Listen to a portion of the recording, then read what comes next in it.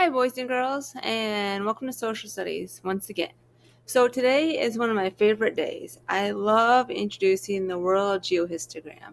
It is one of the coolest and most exciting things that you can use in kind of noticing patterns and trends in history. So when I first started teaching 7th grade social studies, Mrs. Hanishin showed me this geohistogram. I'm going to scroll down right here, and you can see it behind me. This is what she showed me. I thought to myself, oh my goodness, what have I gotten myself into teaching 7th grade social studies? This thing is a hot mess. Colors and blobs and streaks and weird things that I didn't even know how to pronounce. And so I was very overwhelmed at first. And you might be feeling the same way when you see this big, huge thing behind me and on this screen. But the truth of it is, the World Geohistogram is really cool. And I'm going to break it down for you today. We're just introducing it.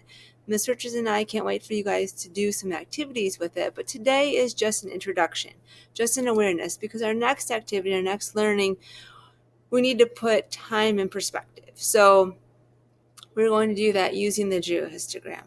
So let me show you a couple things about the geohistogram. First of all, I want you to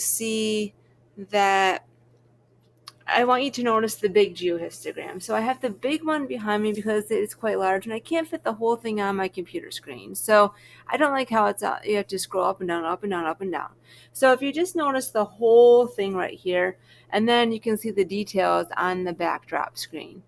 So on the board, we can notice World Geohistogram. All these blobs on the World Geohistogram indicate an empire or a civilization. So groups of people living together. Okay, that's what these blobs mean. And we'll get into specifics later, but right now just noticing the blobs are larger groups of people living together. Okay, so we know that. But then it's like, okay, well, where are they living? So we're asking those W questions again. So the world geohistogram is set up just like a world map. So look up here with me. You can see Americas, Europe, Africa, Middle East, Central and South Asia, East Asia, and Oceania. Okay, so from west to east is how this proceeds. Check this out. This is going to make so much sense. Look at this map. Look at how this map proceeds from west to east, just like our geohistogram right here. We can see the Americas right here, North and South America, and we can see that right over here, North and South America. America is right here, okay? And then we're moving over, and you're going to see Europe. Oh yeah, hey look, moving across the map, here's Europe. Well, that certainly makes sense. And then Africa. Well, that makes sense. And then we're getting into Middle East right here. And then Asia. And then Oceania right here. So finishing up the map. So we're moving across on the geohistogram just as you would move across the map. So that makes logical sense, which is really refreshing because sometimes things don't always make logical sense. So Americas, Europe, Africa, Middle East, Central and South Asia, East Asia, Oceania. So you can see that moving west, where we are, in the Americas, to the east. Okay, going around the globe, going around the world. Okay, so we've got who we're representing, which is the civilizations and the empires. We got where across the world in regions, which makes sense as they go across the map. And then when. Okay, when is huge on this map. It's really mind-boggling and hard to take in. So I've got this one and this one up because it's so much to take in. This CE and BCE would be 0. That is when we say Jesus was born. That is not always looked upon well. Some people don't like to relate it to religious things. So we used to say AD and BC, and that was a religious reference. Now over time we switch it to CE and BCE. And that means this is still a mark of 0 of the approximate time when Jesus was born, although that's actually a little off kilter too, but we still stick to it because we can't change all the dates. in the world because we found a different date for Jesus' birth. So anyways, CE and BCE, these mean common era and before common era. Let me show you on the board right here. Okay, check this out. So we can see common era is now. It's the era we're in currently. And we used to say 80 for that. That was a religious reference, Anno Domini. Okay. Then we would say now we say BCE, before Common Era. We used to say BC, and that is not before Christ. It's a different reference. It's not before Christ, but people would say that. Anyways, that's before 0, and that is before Jesus was born. Okay, so we are using the modern terminology of Common Era and before Common Era. Before Common Era is before 0. Like, you can't have negative times, so to speak, but it's before 0. So it's before the markings of Jesus' birth. On this geohistogram, when we go down, we see a few different civilizations and empires that have emerged in this time period before 0. We also see some dots. Dots just mean the beginnings of people living together, the beginnings of larger groups. So it's just the starting of that. So we're getting to be in that area. We are going to start watching a movie this week that shows us the time before this 7000 BCE. It is going to go before humans are even registered on what we know from fossil evidence. And then we're going to build up from there. So Miss Richards and I want you to see this geohistogram to notice that this movie we're going to watch is really starting to show the Earth and the progression of some things on Earth before we have any fossil evidence of humans.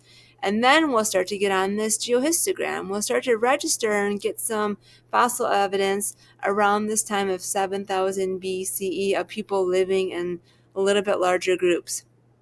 And you'll say, well, what did people do before they lived in larger groups? Well, we'll talk all about that. It's a lot of fun. Good stuff, but not today. So moving forward, we can see that through time we progress. Holy cow, thousands of years. Thousands. 5,000. 1,000 years passes in this little blip right here. What? Look at this. Thousands of years down here. That's 1,000 years. It's a long time. And that little blip. Not much changes. Not a whole lot going on with humans. A little bit, okay. And then we go up, and we go up, and now we can see that another 1,000 years passes, and another 1,000 years passes, and we can see that we are getting more civilizations and empires. Okay, then we hit 0, and now we're into the Common Era, and this is, we can see, then it starts to go by 500s, our timing does, because more is happening. More things with humans are happening in this time frame. So, and that's, we have to fit more things in, more things are happening. So then we go by 500s. And so we have to recognize and notice that we're going by thousands in BCE, before Common Era, and then we switch to 500s in Common Era. Okay, so we've got 0 time frame, we've got before Common Era, and we've got Common Era. Now, we said that the blobs are civilizations and empires, but some are skinny, some are fat, some are long, some are short. What does all of that mean? Well, I'm glad you asked. So, this is what that means. When a blob is wide, like this one for Rome, it means that it covers a large area. It means that this empire took up a lot of physical space. They conquered a lot of areas, and they had control over a lot of physical land. That's what the wide area means. Right here, we can see wider. We can see why they were conquering places. Oh my gosh, check out Greece. Greece must have gone on some cool kind of conquering things. Oh yeah, there's a guy that we're going to study, Alexander the Great. Now this is where Mrs. Hanishin used to really shine because she was Greek and she used to brag about this whole thing. But, she's not here, so we're moving on with that. No, it's true. It's a good story, actually. So Greece right here, This is Alexander the Great going out. He conquers a bunch of land and he crushes Persia. Do we see how Persia no longer goes on? That's because Alexander the Great took it down. He stopped Persia and he took over Persia. He dies, and then we see this tapers out. And we'll talk all about that stuff in detail. But what happens is when the blob is wider, that means it has more physical land that they own. When the blob is longer, when it goes like this and it goes up and it's like this, that means the more time that particular civilization or empire is in control. So we can see that this empire is starting here and it's going up and it lasts for a very long time. And it goes on.